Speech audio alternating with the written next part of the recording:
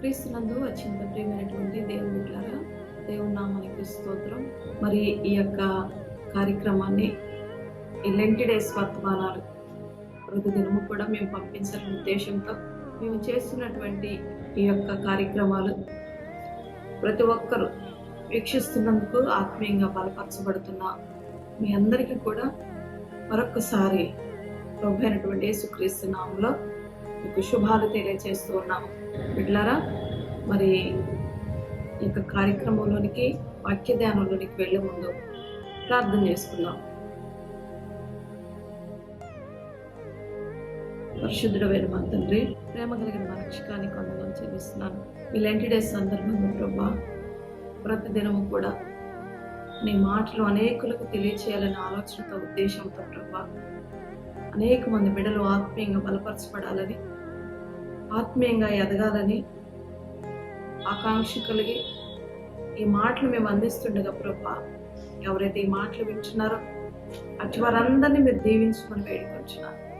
అటు బిడ్డలందరినీ నాయన ఆశీర్వదించమని వేడుకొంటున్నాను. ఈ మాటలు వింటున్న ప్రతి ఒక్కరిని బలపరచమని వేడుకొంటున్నాను. ఇలా నీ వాక్యం ద్వారా ప్రతి ఒక్కరు నాయన సరిచేయబడి సరిదిద్దబడి ప్రభా, అందరూ నాయన నీ చెంతకు వచ్చి ఆత్మీయతలో మరొకసారి పురికొల్పు పట్టడానికి సహాయం చేయమని, ప్రతి వారిని ఆశీర్వదించి దీవించమని నామానికి మహిమ తెచ్చుకోమని యేసు పరిశుద్ధ నామం పెట్టి ప్రార్థించి స్తుతించి అడిగి వేడుకుంటున్నాను తండ్రి. క్రీస్తునందు ప్రియులారా, మరి నిన్నటి దినము లెంట్ అంటే ఏంటి, ఈ లెంట్ డేస్ ఎందుకు ఆచరించాలి, ఇది ఆచరణ కాదు, దేవుడు మనకిస్తున్నటువంటి ఆత్మీయమైనటువంటి ఒక తరుణంగా మనం భావించాలని, ఆత్మీయతలో మనల్ని మనం మరొకసారి పురుకొల్పడాలని ఉద్దేశం కలిగి ప్రతి ఒక్కరూ ఈ సమయంలో ప్రార్థనలు, విజ్ఞాపనలు, యాచనలు, కృతజ్ఞతాస్తులు చెల్లించాలని, దేవుని సముఖానికి ప్రతి ఒక్కరూ వచ్చి పశ్చాత్తాపం కలిగి వారి పాపం ఒప్పుకొని పరిశుద్ధపరచబడి నీతిగా యథార్థంగా బ్రతకాలని ఆలోచన కలిగి ఉండాలని వారి నిన్నటి దినం మనం తెలుసుకున్నాం. ఈరోజు ఈ యొక్క లెంట్ డేస్ 40 రోజులు కనుక 40 అనేటువంటి సంఖ్య యొక్క ప్రాముఖ్యత ఏంటి? చాలాసార్లు పరిశుద్ధ గ్రంథంలో 40 అనే సంఖ్యకు దేవుడు ప్రాధాన్యత ఇచ్చాడు. ఏంటి అసలు ఈ 40? ఎందుకు అనేక మార్లు 40 అనే సంఖ్య ద్వారా చాలా మందికి దేవుని యొక్క తీర్పు వచ్చింది. ఆ దినాల్లో దేవుని యొక్క ప్రత్యక్షతలు చూపించాడు. ఆ 40 దినాలు ఉపవాసాన్ని ప్రార్థన చేసినప్పుడు ఎన్నో విషయాలు దేవుడు వారికి బయలుపరిచాడు. ఈ 40 దినాలల్లో భూమి మీదకి తీర్పు వచ్చినట్లుగా మనం పరిశుద్ధ గ్రంథంలో చూస్తూ ఉన్నాం. ఈ 40 అనేటువంటి సంఖ్య ద్వారా పరిశుద్ధ గ్రంథంలో దేవుడు మనకి ఎన్నో విషయాలు నేర్పిస్తూ ఉన్నాడు. మొట్టమొదటిగా ఈ 40 అనేటువంటి ఈ యొక్క సంఖ్య బైబిల్లో చాలాసార్లు వ్రాయబడిందని మనం తెలుసుకుంటూ ఉన్నాం. ఈ 40 అనేటువంటి సంఖ్య ద్వారా దేవుడు ప్రజలను పరీక్షిస్తున్నాడు. దేవుని యొక్క విషయాలు, దేవుని మనసులో ఉన్నటువంటి విషయాలు ప్రజలకు బయలుపరుస్తూ ఉన్నాడు. ప్రజలకు వస్తున్నటువంటి తీర్పు విషయంలో కూడా ఆయన పశ్చాత్తాపడినట్లుగా మనం చూస్తూ ఉన్నాం.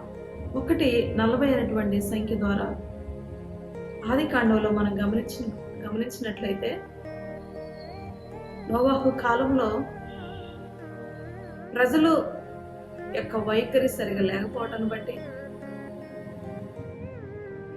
వారు చేసినటువంటి పాపములు బట్టి, దోషములు బట్టి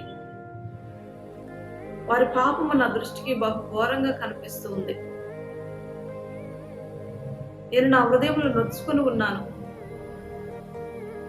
అని చెప్పి నోవాహు కాలంలో ప్రజలు ఎంతగానో అయిష్టంగా, విరోధంగా దేవుని మనసును బాధ పెట్టిన వారుగా వారు చేసినటువంటి తప్పులు, పొరపాట్లు, పాపాలు ఏదైతే ఉన్నాయో దేవునికి ఆయాసకరంగా బ్రతకటాన్ని బట్టి దేవుడే భూమి మీదకి జలప్రళయాన్ని రప్పించి ప్రజలందరినీ కూడా నీటి చేత మస్ట్ పెట్టించి ఉన్నాడు. ఎన్ని రోజులు అంటే 40 పగుళ్ళు 40 రాత్రులు అని అక్కడ వ్రాయబడి ఉంది. ఆదికాండము 6వ అధ్యాయంలో మనం గమనించినట్లయితే 40 పగుళ్ళు 40 రాత్రులు భూమి మీద ప్రచండమైనటువంటి వర్షాన్ని ఆయన కురిపించి ఉన్నాడు. ఆకాశపు తూములు ఆయన విప్పి ఉన్నాడు. భయంకరమైనటువంటి వర్షాన్ని భూమి మీద కురిపింపు చేసి ఏ జీవరాశి కూడా మిగలకుండా ఆ ప్రజలను నీటి చేత మస్ట్ పెట్టి ఉన్నాడు దేవుడు. రెండవదిగా నేలను ఆర్పటానికి కూడా 40 రాత్రులు 40 పగుళ్ళను దేవుడు అక్కడ సమయాన్ని తీసుకున్నాడు. ఇలా చెప్పుకుంటూ పోతే చాలా ఉన్నాయి. నిర్గమకాండంలో మనం గమనించినట్లయితే మోషే 40 పగుళ్ళు 40 రాత్రులు సీనాయి పర్వతం మీద ఉపవాసం ఉండి దేవుని సముఖంలో కూర్చొని ప్రార్థించినప్పుడు 10 ఆజ్ఞలు దేవుడు అతనికి అప్పగించి ఉన్నాడు.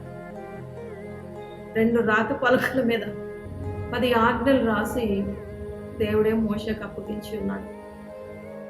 ఈ 40 పగుళ్ళు 40 రాత్రులు దేవునితో ఎప్పుడైతే మోషే గడుపుతూ వచ్చాడో అతని యొక్క ముఖ తేజస్సు కూడా మారిపోయిందండి. అతను కొండ దిగి వస్తూ ఉన్నప్పుడు ప్రజలందరూ అంటున్నారు, మోషే నీ ముఖాన్ని మేము చూడలేకపోతున్నాం అని అన్నప్పుడు ముఖం మీద తన ముసుగు వేసుకున్నట్లుగా అక్కడ వ్రాయబడి ఉంది బిడ్డలారా. ముఖ వర్చస్సు మారిపోయింది, ముఖ తేజస్సు మారిపోయింది. ఇంకా అంత మాత్రమే కాకుండా మోషే ఈ 40 రోజులు ఉపవాసం ప్రార్థించినప్పుడు సృష్టి ఎలా దేవుడు ఈ భూమిని ఎలా సృష్టించాడు, మానవాన్ని ఏదైనా తోటను దేవుడు ఎలా సృష్టించాడు, అవ్వను ఆదముని ఎలా సృష్టించాడు, కయ్యూని యొక్క జీవితం, హేబేలు యొక్క జీవితం, అబ్రహాము యొక్క జీవితం, సృష్టి క్రమము ప్రతిదీ కూడా అక్కడికి వచ్చేవరకు మోషే చేత ఇవన్నీ దేవుడు రాయించాడండి.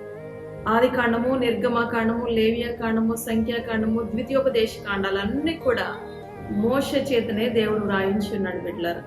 అంటే దేవుని యొక్క మనసులో ఏదైతే ఉందో, ఒక వ్యక్తి దేవుని సముఖానికి వచ్చి 40 దినాలు ఉపవాసం ఉండి ప్రార్థించినప్పుడు దేవుని యొక్క మనసులో ఉన్న ఉద్దేశాలు ఏంటో ఇక్కడ మోషే ద్వారా దేవుడు బయలుపరిచి ఉన్నాడు. 10 ఆజ్ఞలు అనుగ్రహించి ఉన్నాడు. మూడవదిగా ఈ 40 దినాలు ఉపవాసం ఉండి ప్రార్థించినప్పుడు మోషే ప్రార్థించినప్పుడు ఇన్ని కార్యాలు దేవుడు అతని ద్వారా జరిగిస్తూ వచ్చాడు. ఇంకొక విషయాన్ని కూడా దేవుడు బయలుపరిచాడు. ఇశ్రాయేలు ప్రజలు ఐగుప్తు నుండి కానానులోనికి ప్రవేశించడానికి, పాలు తేనెలు ప్రవహించే ఆ దేశంలోనికి నేను వారిని ప్రవేశించడానికి 40 దినాలు మాత్రమే, 40 దినాలలో నేను వారిని ప్రవేశపెడతానని చెప్పాడు. కానీ వారి అవిధేయతను బట్టి, దేవుని మీద విశ్వాసం లేకపోవడాన్ని బట్టి, తిరుగుబాటు స్వభావాన్ని బట్టి, లోబడి నల్లనటువంటి ప్రజలు కనుక ఒక్క దినాన్ని 1 సంవత్సరంగా దేవుడు మార్చి 40 రోజులను 40 సంవత్సరాలుగా దేవుడు మార్చి ఉన్నాడు బిడ్డలారా. చూడండి, 40 అనే సంఖ్య ఎంత ప్రాముఖ్యత బైబిల్లో సంపాదించుకున్నదో చూడండి.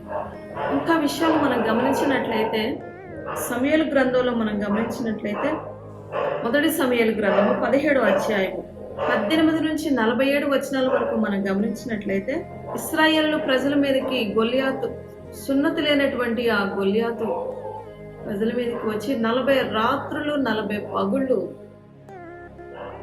నా మీదకి ఎవరైనా యుద్ధానికి వస్తారా అని చెప్పి సవాలు విసురుతూ తిరుగుతూ ఉంటాడండి. ఆ యొక్క గొల్లియాతు చేసినటువంటి అదూషణ మాటలు, అతను మాట్లాడుతున్న మాటలన్నీ దేవుడు విని 41వ రోజు దావీదును దేవుడు ఏర్పరచుకొని అక్కడ విజయాన్ని దేవుడు అనుగ్రహించున్నాడు ఇశ్రాయేల్ యొక్క ప్రజల జీవితంలోనే.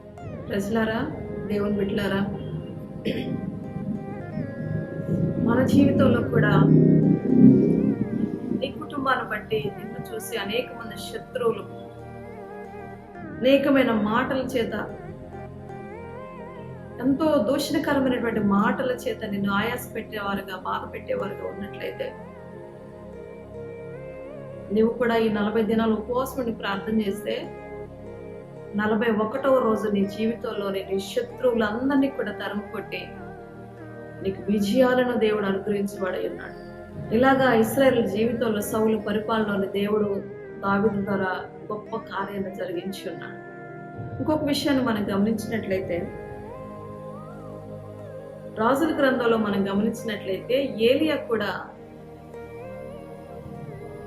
2 తలంపుల మధ్య ఉన్నటువంటి ప్రజలు ఎవరైతే ఉన్నారో అలాంటి వారిని దేవుని వైపు త్రిప్పే వ్యక్తిగా ఉన్నాడు. తిష్పీయుడైనటువంటి ఏలియా అని. అలాగా అతను బయలు ప్రవక్తలందరినీ కూడా ఒంటి చేత అతను చంపినప్పుడు అహాబు యొక్క భార్య సవాలు చేస్తా ఉంటుంది అనమాట. యెజబెల్,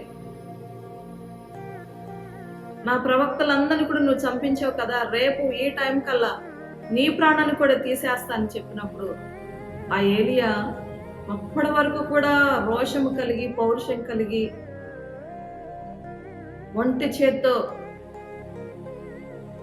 450 మంది బయలు ప్రవక్తలను చంపినటువంటి ఏలియా ఒక యెజబెలు అన్నటువంటి మాటకు భయపడి పారిపోయి పదరి వృక్షం కింద కూర్చొని, ప్రభా ఇంత మట్టుకు చాలు, నా ప్రాణం తీసుకో, నా పితరుల కంటే నేను గొప్పవాడిని కాదయ్యా, నా పితరుల కంటే నేను ఘనమైన వాడిని కాదు, నా ప్రాణం తీసుకో అని చెప్పి దేవుణ్ణి అడుగుతూ ఉన్నప్పుడు, అలా అలసిపోయి నిద్రిస్తూ ఉన్నప్పుడు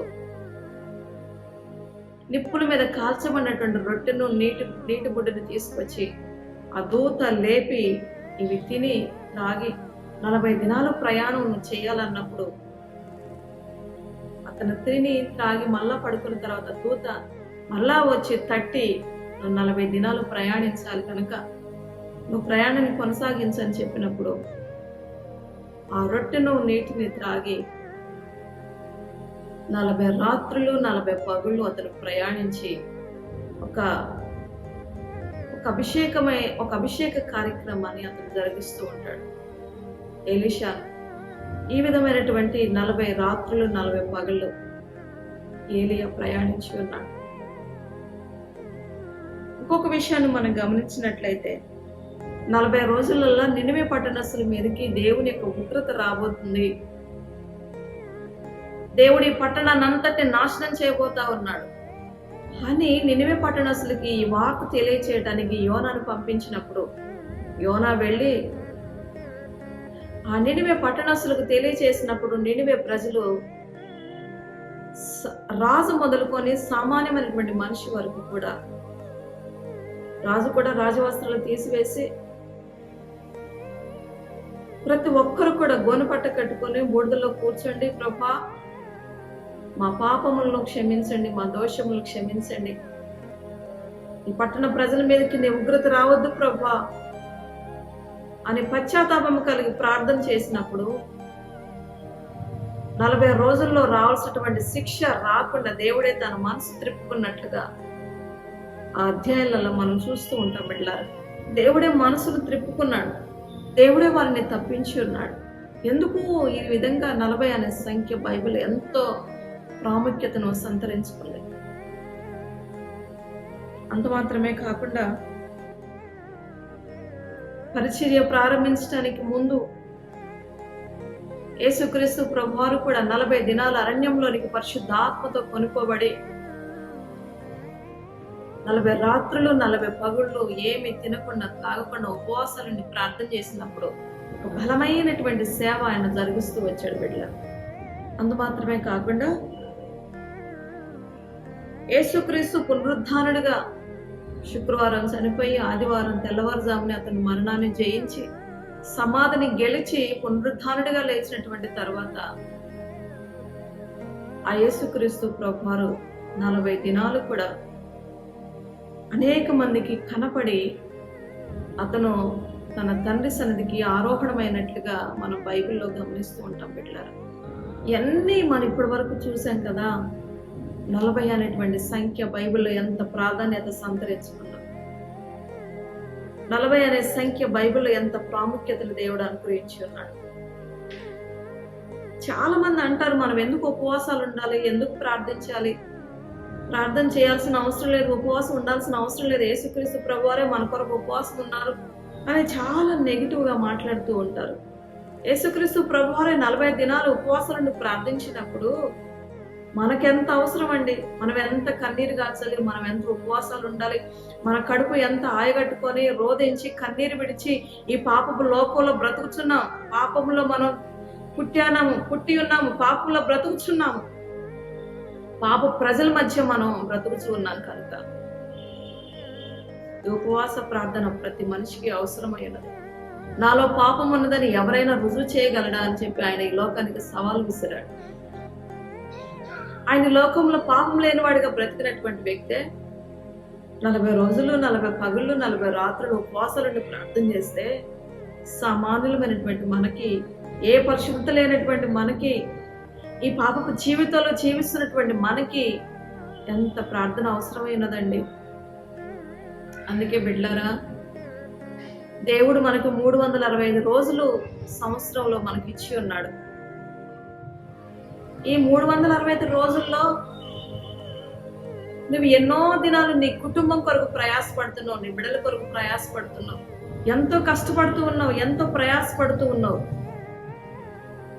కానీ ఈ 365 రోజులల్లా ఒక్క 40 దినాలు దేవుని కొరకు కేటాయించుకొని నీ సమయాన్ని దేవునికి హెచ్చించినప్పుడు నీ జీవితంలో ఎన్నో ఘనమైన కార్యాలను చూడగలుగుతూ ఉంటావు.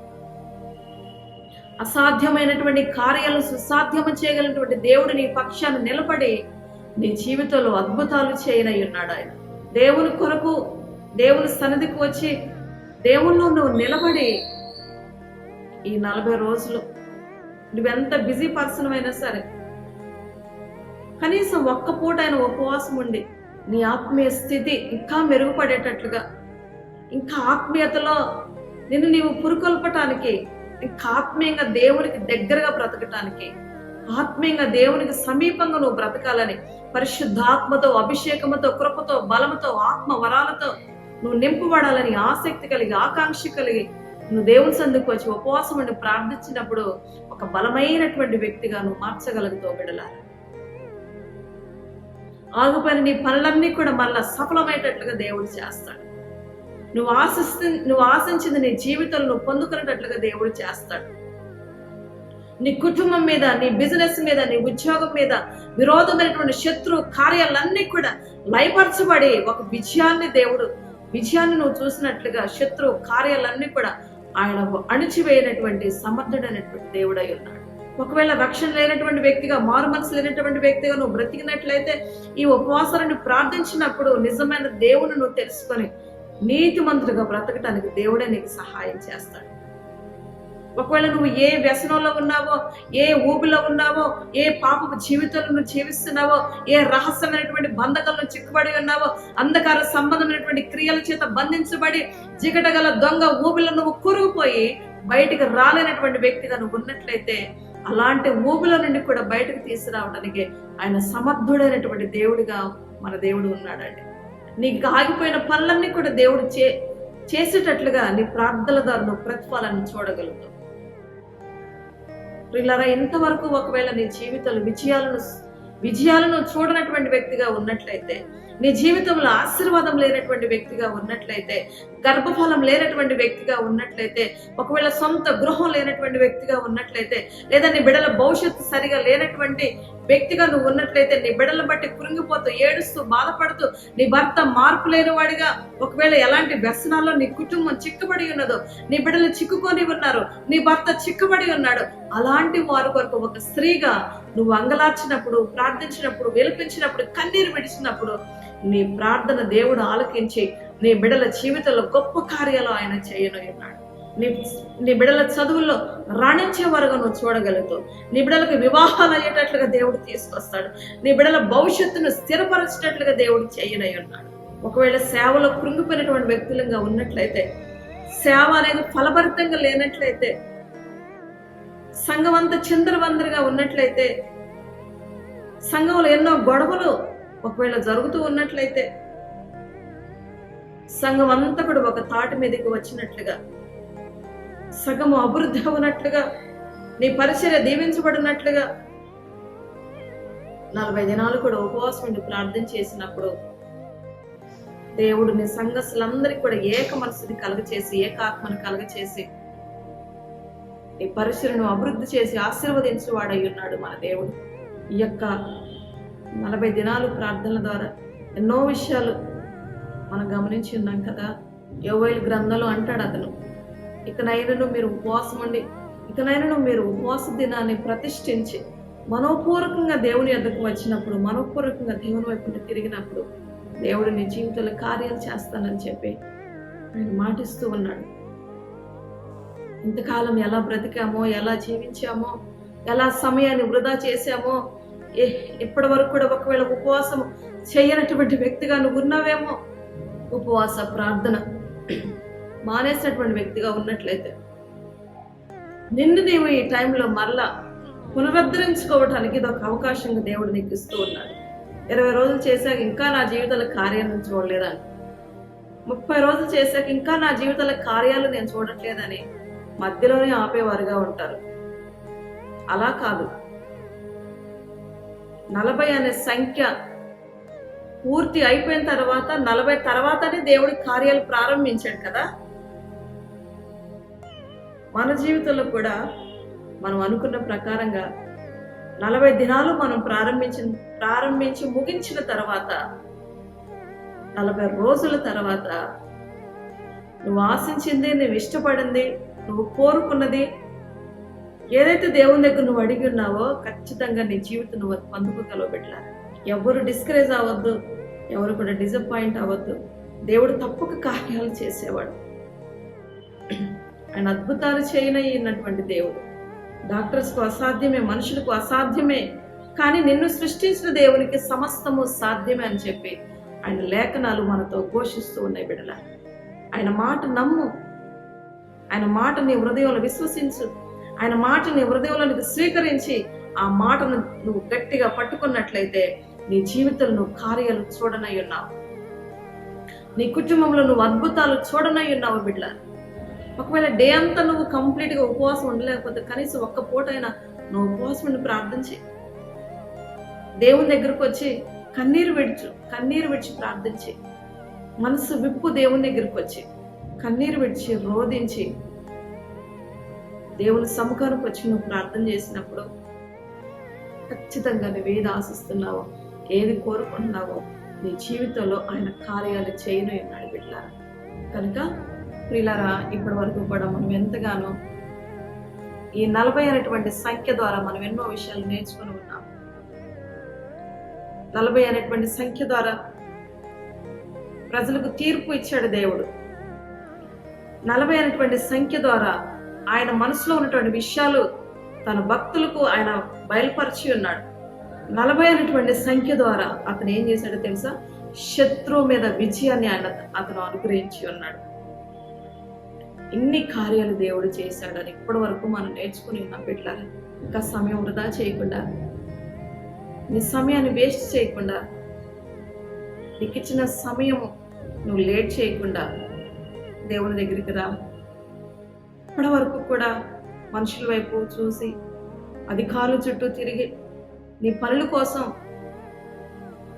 వారి దగ్గరికి వెళ్ళి వీరి దగ్గరికి వెళ్ళి వారి సహాయాన్ని వీరి సహాయాన్ని ఆర్జించినటువంటి వ్యక్తిగా ఉన్నావేమో. బంధువుల దగ్గరికి వెళ్ళావా, స్నేహితుల దగ్గరికి వెళ్ళావా, ఆత్మీయుల దగ్గరికి వెళ్ళావా, కన్న తల్లిదండ్రుల సహాయాన్ని ఆశించావా, ఇరుగు పొరుగు వారి సహాయాన్ని ఆశించావా, డాక్టర్ల సహాయాన్ని ఆశించావా, రాజకీయ నాయకుల సహాయాన్ని ఆశించావా, నీ వెనకాల ఉన్నటువంటి బ్యాక్గ్రౌండ్ ఎవరైతే ఉన్నారో నీ వెనకాల ఉన్నటువంటి ప్రజల యొక్క సహాయాన్ని నువ్వు ఆశించి నీ లైఫ్లో నువ్వు ఒకవేళ ఫెయిల్ అయిపోయినటువంటి వ్యక్తిగా ఉన్నావేమో. నీ జీవితంలో విజయాన్ని సాధించినటువంటి వ్యక్తిగా ఉన్నావేమో, నీ జీవితంలోని అభివృద్ధి లేనటువంటి వ్యక్తిగా ఉన్నావేమో, నీ జీవితంలోని నువ్వు ఎక్కడేసినటువంటి గొంగడంటే అక్కడే ఉన్నట్లుగా నీ లైఫ్ ఉన్నదేమో బిడ్డలారా. నువ్వు దేవుని దగ్గరికి రా. నువ్వు యవనస్తుడు అయినా యవనస్తురాలు అయినా, ఒక స్త్రీ అయినా పురుషుడు అయినా, నువ్వు ఏ వయసుతో పరిమితి లేదు దేవుని దగ్గరికి రావడానికి. కులంతో పరిమితి లేదు, గోత్రంతో పరిమితి లేదు, ఏ దేవుడు అని కాదు. కానీ నీ జీవితాన్ని ఆశీర్వదించడానికి, నీ కుటుంబాన్ని దీవించడానికి, నీ పరిస్థితులన్నీ కూడా ఆయన తారుమారు చేయనై ఉన్నాడు. ఒక అభివృద్ధి బాటలు నేను నడిపించడానికి ఆయన సిద్ధంగా ఉన్నటువంటి దేవుడు. నీ మనసు దేవుని వైపు తిప్పడానికి నువ్వు ప్రయత్నం చేయి. దేవుని వైపు తిరిగినట్లయితే, దేవుని యొద్దకు నువ్వు వచ్చినట్లయితే, దేవుని యొక్క కృపా సాన్నిధ్యంలోనికి వచ్చి నీ మనసు విప్పి మనస్ఫూర్తిగా నువ్వు ప్రార్థన చేసి నీ హృదయాన్ని దేవునికి అప్పగించి నీ అవసరం దేవునితో చెప్పినట్లయితే ఆయన నీ ప్రార్థనకు జవాబిచ్చేవాడై ఉన్నాడు. నీ సమస్యను ఆయన పరిష్కరించేవాడై ఉన్నాడు. నీ జీవితాన్ని ఒక మంచి విజయాల బాటలో ఆయన నడిపించేవాడై ఉన్నాడు బిడ్డలారా. కనుక రేపటి నుంచి అలా చేద్దామా? రేపటి నుంచి అలా ఉపవాసాలను ప్రార్థన చేయడానికి మనల్ని మనం సిద్ధపరచుకుందామా? నిజంగా దేవుని బిడ్డలారా, నీతో మాట్లాడుతున్నాడు దేవుడు. నువ్వెక్కడుండి ఈ మాటలు వింటున్నావో, ఏ పరిస్థితిలో ఉండి మాటలు వింటున్నావో, ఏ సిచ్యువేషన్లో ఉండి మాటలు వింటున్నావో, బాధతో ఉన్నావా, సమస్యల్లో ఉన్నావా, దుఃఖంలో ఉన్నావా, వేదనలో ఉన్నావా, కన్నీటి బ్రతుకులో ఉన్నావా, సమస్యల వైపు చూస్తూ కురింగిపోయి నిరాశలో నిస్పృహలో నువ్వు ఉన్నట్లయితే ఆ పరిశుద్ధాత్మ దేవుడు మరొక్కసారి నిన్ను తట్టి లేపుతూ ఉన్నటువంటి సమయం ఈ సమయం బిడ్డలారా. మరొక్కసారి దేవుడు నిన్ను బలపరుస్తూ ఉన్నాడు. మరొక్కసారి దేవుడిని హెచ్చరిస్తూ ఉన్నాడు. మరొక్కసారి ఈ నూతన సంవత్సరంలో మరొక తరుణాన్ని దేవుడు నీకు అనుగ్రహిస్తూ ఉన్నాడు. ఈ సమయాన్ని వృధా చేసుకోవద్దు. దేవుని వైపు తిరుగు, దేవుని మీద లక్ష్యం ఉంచు, దేవుని మీద విశ్వాసం ఉంచు. నువ్వు అనుకున్న ప్రకారంగా ఈ 40 రోజులు కూడా ఉపవాసం ప్రార్థించినట్లయితే 41 తర్వాత నీ జీవితంలో నీ జీవితం అంతా కూడా ఒక ప్రత్యేకంగా ఈ లోకానికి దేవుడు నిన్ను ఆశీర్వాదకరంగా చేస్తాడు బిడ్డలారా. 40 దినాలు మోషే ఉపవాసం ఉండి ప్రార్థించినప్పుడు చాలా మంది అనుకున్నారు, ఈ మోషే అనువాడు ఏమయ్యాడో, ఈ మోషే అనువాడు ఎక్కడున్నాడో మాకు తెలియట్లేదు అని చెప్పేసి వాళ్ళు ఎదురు చూశారు మోషే కోసం. నీ కొరకు కూడా నువ్వు దేవుని దగ్గరకు వచ్చి దేవుని సముఖంలో దాగి ఉన్నప్పుడు, దేవుని సముఖానికి వచ్చి నువ్వు దాగి ఉన్నప్పుడు నీ కొరకు ఈ ప్రపంచం ఎదురు చూసేటట్లుగా దేవుడు చేస్తాడు. నీ కొరకు ఈ లోకం ఎదురు చూసేటట్లుగా దేవుడు చేస్తాడు. నీ కొరకు అనేక మంది ప్రజలు బ్రతుకున్నట్లుగా దేవుడు చేస్తాడు. నీ సహాయం కోసం, నీ మాట కోసం, నీ పలుకుల కోసం, నీ యొక్క నీవు ఏ పరిస్థితిలో ఉన్నా సరే నీ యొక్క సహాయం కోసం అనేక మంది ప్రజలు ఎదురు చూసేటట్లుగా ఆయన తలగా నిలబడినై ఉన్నాడు బిడ్డలారా. కనుక అలా చేయి, దేవుడు తప్పక నీకు సహాయం చేస్తాడు పిల్లరా. ఇప్పటి వరకు ఎంతో ఓపిక కూర్చొని మాటలు విన్నటువంటి మీ అందరికీ కూడా ఆ యొక్క ప్రత్యేకమైన వందనాలు తెలియజేస్తూ ఉన్నాను. దేవుడి ఇంటి మాటలు దీవించిన గాక. ఆమేన్. ప్రార్థన చేసుకుందాం. మహాపరిశుద్ధుడు అయిన మా తండ్రి, ఘనుడైన మా రక్షకానికి వందనాలు చెల్లిస్తున్నానయ్యా. ఈ మాటలు విన్న ప్రతి ఒక్కరిని దీవించమని వేడుకొంచున్నాను. ఈ మాటలు విన్న ప్రతి ఒక్కరిని ఆశీర్వదించమని వేడుకొంచున్నాను. ఏ బంధకాల్లో ఉన్నారు ప్రభా, ఏ సమస్యలో ఉన్నారు ప్రభా, ఏ ఇరుకుల ఇబ్బందుల్లో ఉన్నారు ప్రభా, ఎలాంటి కన్నీటి బ్రతుకులో ఉన్నారు ప్రభా, ఇకనైనా వారు మనసు తిప్పుకొని నీ వద్దకు వచ్చి కన్నీరు విడిచి ప్రార్థించి ప్రభా వారి సమస్యలు పరిష్కరించుకోవడానికి నాయన ఇది ఒక తరుణంగా భావించి నాయన ప్రతి ఒక్కరు నీ వైపు త్రిప్పబట్టడానికి సహాయం చేయి. ఈ భాగ్యాన్ని ప్రతి ఒక్కరు కూడా వినియోగించుకోవడానికి ఈ యొక్క ఉపవాస ప్రార్థనలలో ప్రతి ఒక్కరు కూడా పాల్పొందులు పొంది ఉపవాసం ప్రార్థన చేసి అయ్యా నీ ద్వారా వారి కార్యాలను చుట్టానికి సహాయం చేయమని వేడుకొచ్చిన ఈ మాటలు విన్న ప్రతి ఒక్కరిని దీవించి ఆశీర్వదించండి ప్రభా. అయ్యా నీకు వందనాలు. మీరే ప్రతి బిడ్డను కూడా బలపరచమని వేడుకొచ్చున్నారు. మీరే ప్రతి బిడ్డను కూడా ఆశీర్వదించమని వేడుకొచ్చున్నారు. మీరే దీవించి సమాధానంతో నింపమని, మహిమతో కప్పమని, కృపతో నింపమని, పరిశుద్ధాత్మక కంచె కావలి వరకు దయచేయమని, ప్రతి వారిని కూడా బలపరచమని, ఇప్పటి వరకు విన్న ప్రతి ఒక్కరిని కూడా మీరు దీవించి ఆశీర్వదించమని యేసు పరిశుద్ధ నామమును బట్టి ప్రార్థన చేసి స్తుతించి అడిగి వేడుకొంచున్నాను తండ్రి. ఆమేన్. ప్రియులారా, మరొకసారి మీ అందరికీ మా యొక్క శుభాలు తెలియజేస్తూ ఉన్నాను. మళ్ళా రేపటి దినం కలుసుకుందాం. ఈ 40 దినాలు కూడా శిలువ యొక్క శక్తి అనేటువంటి ఒక శీర్షిక ద్వారా ఒక వ్యక్తి శిలువ యొద్దకు వచ్చినప్పుడు ఏం కలుగుతుంది ఆ మనిషికి, ఒక వ్యక్తి శిలువ యొద్దకు వచ్చినప్పుడు అతనిలో ఎలాంటి మార్పులు దేవుడు కలుగజేస్తాడు. సిలువను కూర్చున్నటువంటి వార్త నశించున్న వారికి వెర్రితనంగా కనిపిస్తూ ఉందని చెప్పి ఆయన లేఖనాలు మనతో మాట్లాడుతూ ఉన్నాయి. కనుక ఈ 40 దినాలు కూడా ఈ సిలువ గురించినటువంటి వర్తమానాలు మేము అందిస్తూ ఉన్నాము. ఎవ్వరు కూడా మిస్ అవ్వకుండా ఈ మాటలు వినండి, ఆత్మీయంగా బలపరచబడండి, ఆత్మీయంగా దేవునికి దగ్గర అవ్వండి, దేవునికి సమీపస్తులుగా రండి, దేవునికి దగ్గరగా బ్రతకడానికి ఇష్టపడండి. ఈ యొక్క వాక్యం విని ప్రతి ఒక్కరూ బలపరచబడండి. దేవుడు కృప మీ అందరికీ తోడైనను గాక. ఆమేన్. Praise the lord.